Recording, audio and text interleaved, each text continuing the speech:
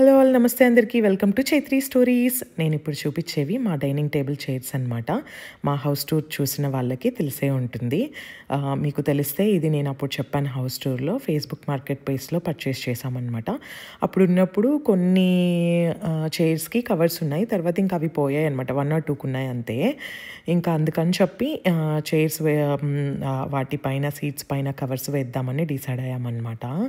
ఎందుకంటే like stains ఏం పడకుండా నీట్గా ఉంటుంది కదా, అందుకని చెప్పి. అయితే ఇట్లా పైన లింట్ లేస్తుంది కదా, ఆ లింట్ తీసేయడం కోసము చందు అది యూజ్ చేస్తున్నాడు, తన ట్రిమ్మర్ అది యూజ్ చేసేసి తీసేసాడనమాట.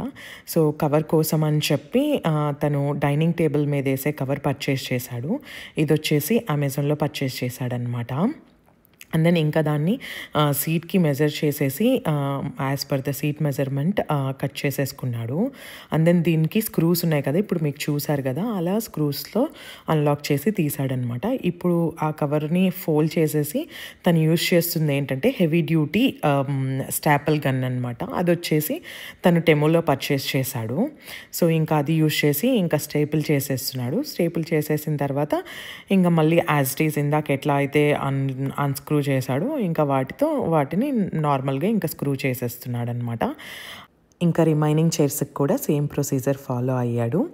This is the final output. Chairs make over done. ఇందులో యూజ్ చేసిన ప్రొడక్ట్స్ లింక్స్ డిస్క్రిప్షన్లో డ్రాప్ చేస్తాను.